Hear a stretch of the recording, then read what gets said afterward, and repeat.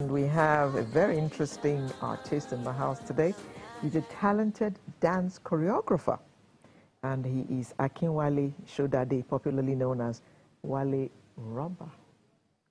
Well, the first thing I asked him when he walked in was, "Are you so flexible you have to be called Rubber?"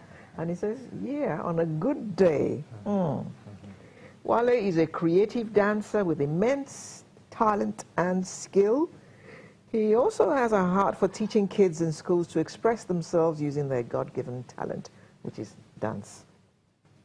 As a dance instructor and choreographer, Rubber has been a judge on dance shows and an instructor on Celebrity Takes Two. He's also an actor, presenter, and entertainer. He's the chief dance instructor of Spirit of David Gospel Dance Club, SOD. Wale Rubber, good morning. Good morning. I wish I could ask you to show me why you are called Rubber, but I couldn't possibly do that, could I? No, you can't. How did you get into dance? Many years ago, like 15 years ago, basically, when you realize that there are some things that you obviously are born with, and, you just know that this is like a how would I call it, a marriage that was meant to be.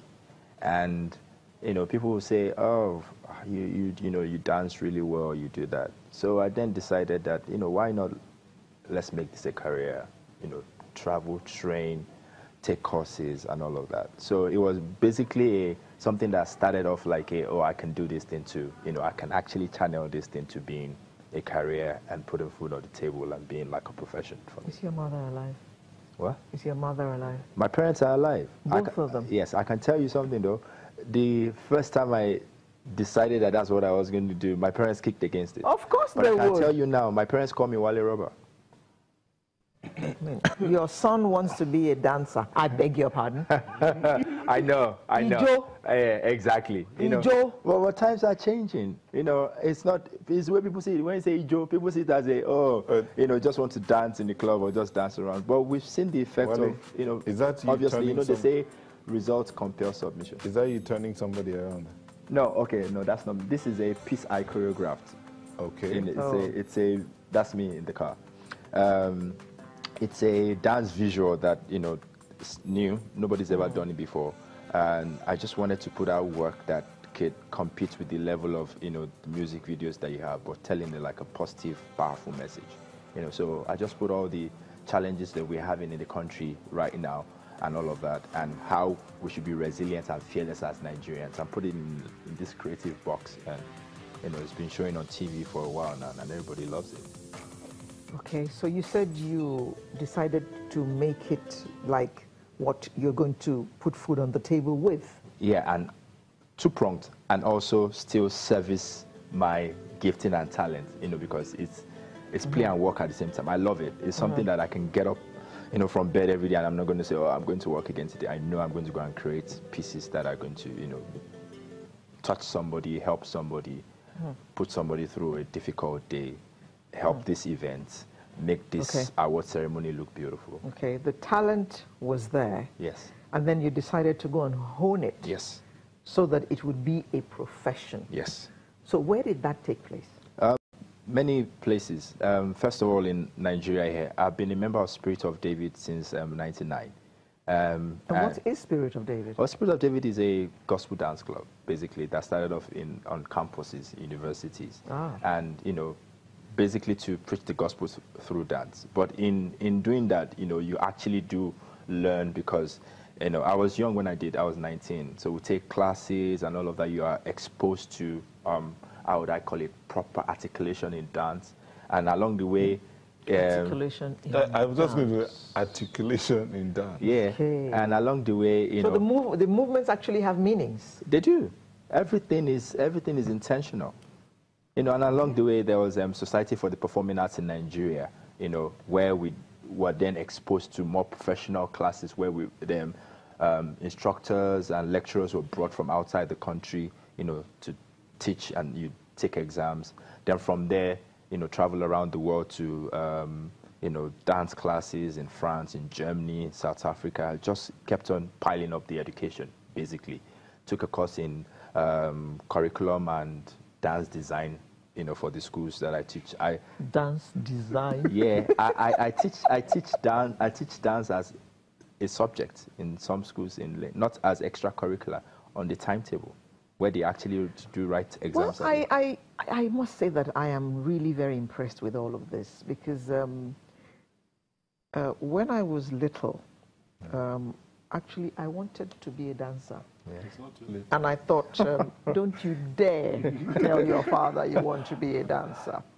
Because for a period of time, I was his only daughter after 6 boys.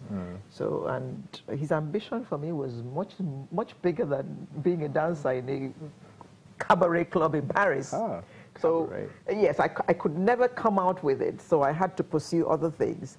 But those times are now far gone. Yeah. Because parents now can accept that their children want to be dancers, their children want to be actresses, and they actually want to do those things for a living. Yes.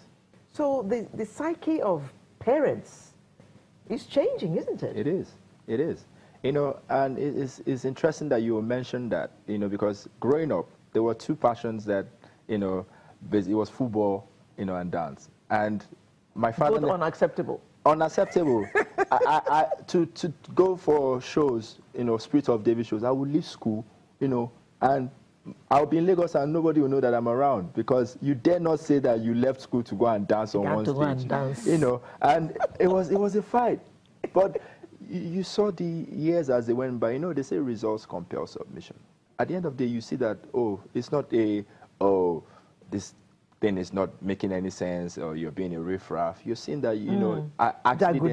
That's the word. But you see that, this is what this is. Your family members know this guy. They've watched him on this judging show. I like the way your son speaks. I like the way he talks about dance. I like, the Spirit of David shows that I've gone for. I like, the effects that it has on people and humanity. And so, there was no reason not to then say, I give you my full support. Do what you want to do. It's not as if I've then come say, Dad, I'm broke. Can you please loan me? No, I make my money. Oh, so it's been well worth it. Very. Are you making enough to pay your bills? I'm paying my bills, but the way it is, I don't think there's anybody in this world that, doesn't need more money, because, bills will always pile up. It depends on the level of bills that we're talking about here. Well, bills are bills, and they're being paid. That's the most important thing. Yes. Okay, so you've mentioned Spirit of David like 4 times since this conversation started. Yes. Would you say that's where your skills were basically like brought to the fore? Spirit of David was and is, how would I call it, the foundation of where my, it's almost like a place where my dance was accepted, where I met, like people.